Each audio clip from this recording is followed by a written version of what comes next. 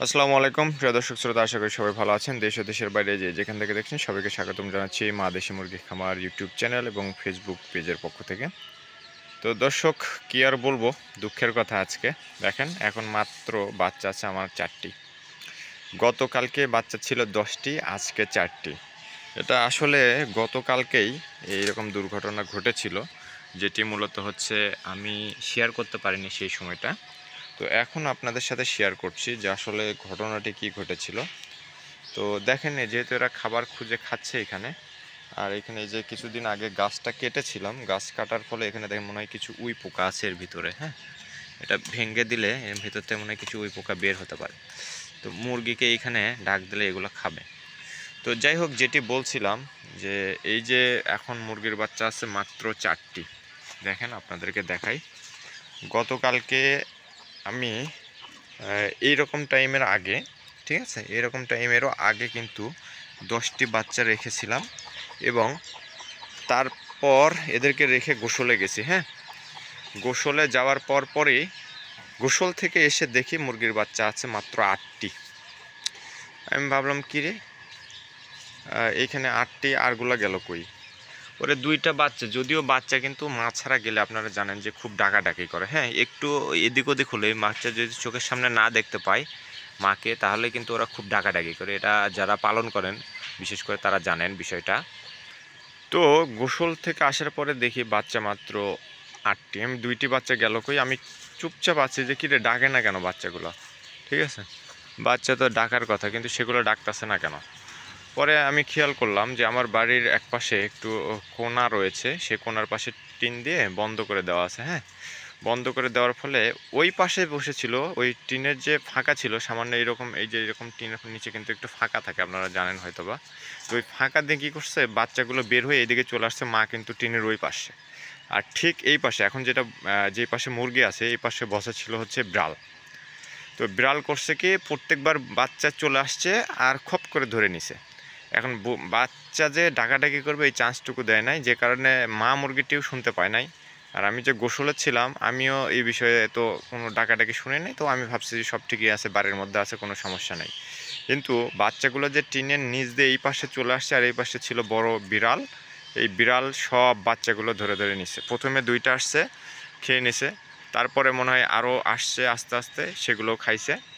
পরে শেষমেশ আমি ভাবলাম কী রে, বাচ্চা যায় কই?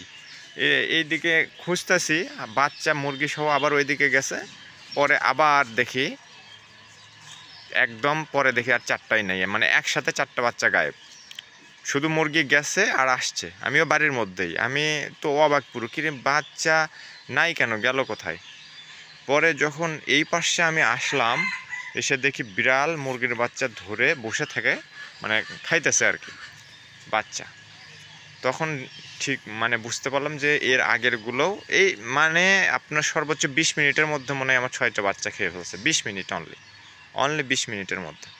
কোনো সারা শব্দ নাই, কোনো কিছু নাই। বেজি হলে তো মুরগি বা দেখলে মুরগি কিন্তু দেখবেন, যদি কোনো বিড়াল বা বেজি বা যেটাই আসলেই কিন্তু ও কিন্তু ডাকাডাকি শুরু করে দেয়, এবং বাচ্চাগুলোও কিন্তু মোটামুটি কনসার্ন থাকে এই বিষয়ে।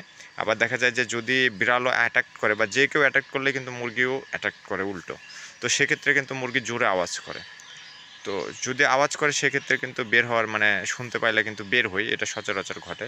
কিন্তু গতকালকে একদম কোনো কিছু ঘটে নাই। মুরগি ছিল হচ্ছে এই টিনের ওই পাশে, আর এই পাশে ছিল হচ্ছে বিড়াল, এই যে এইরকম ফাঁকা, ঠিক আছে, এই ফাঁকা দিয়ে বাচ্চাগুলো বের হয়ে আসছে আর এই পাশে বসে বসে খাইছে।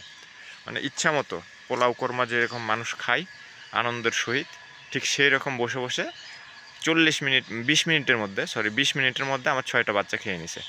এখন মাত্র আছে আর 4টা। দেখেন, এই জন্য বারবার বলি যে আসলে রিজিক আমাদের কোথায় কীভাবে আছে আমরা জানি না। গতবার 26টা বাচ্চা আমার একবারে খেয়ে নিছিল, মানে দিনে দিনে আর কি। 26টা বাচ্চা ছিল, 26টাই খেয়ে নিছে। তারপর এবার বের হয়েছিল মনে হয় 7টা, সেই 7টাও খেয়ে নিছে। ও এবার বের হয়েছে 12টা, তার মধ্যে একটা তো অসুস্থ অবস্থায় প্রথমে একটা হওয়ার পরে একদিন পরেই মারা গেছিলো, তারপরে একটা অসুস্থ, সেটাও মারা গেল। আর তারপরে ছিল 10টা একদম সুস্থ সবল, এরকম একদিনে 6টা খেয়ে নিছে। তো আসলে দেখেন, এইখানে কাকে দোষ দেবো আর কি বলবো। আমি মাত্র গোসলে গেছি, গোসল থেকে আইসা দেখি এই অবস্থা, 6টা বাচ্চা নেই। পরে যখন রিয়েলাইজ করলাম যে এই হচ্ছে অবস্থা, তো এখন কি আর বলবো। তো যাই হোক, আপনাদেরকে আবার একটা সাজেশন দেই। আমার এই স্টোরি শুনে হয়তোবা বা আমার এই বর্তমান অবস্থা দেখে হয়তোবা আপনারা একটু রিয়েলাইজ করতে পারেন যে আসলে এমনটা অবস্থায় যদি আপনার বাড়ির আশেপাশে বিড়াল থেকে থাকে তাহলে বিড়ালটিকে তাড়ান, নয়তো মুরগিকে সবসময় বেঁধে রাখুন। কিন্তু মুরগিকে সবসময় বেঁধে রাখলে তো আসলে ওইভাবে বাচ্চাগুলো বড় হবে না বা ওই রকম পুষ্টি গুণাগুণ পাবে না, সেক্ষেত্রে কিন্তু একটু সমস্যা হতে পারে। তো তার চেয়ে ভালো বিড়ালকে এলাকা ছাড়া বা কোনো ব্যবস্থা করা আমার মনে হয় বুদ্ধিমানের কাজ হবে, ঠিক আছে? তো এই হচ্ছে আমার বর্তমান অবস্থা। এখন কাকে দোষ দেব আর কি করব এটা আসলে বুঝে পাই না। তো যাই হোক দর্শক, সবাই দোয়া রাখবেন। আর আপনাদের উদ্দেশ্যে আবারও বলি, বাচ্চাগুলোকে যতদূর সম্ভব একটু প্রোটেকশন দিয়ে রাখার চেষ্টা করবেন, যেন আমার মতো না হয়, ঠিক আছে? তো সবাই ভালো থাকবেন, সুস্থ থাকবেন। আল্লাহ হাফেজ।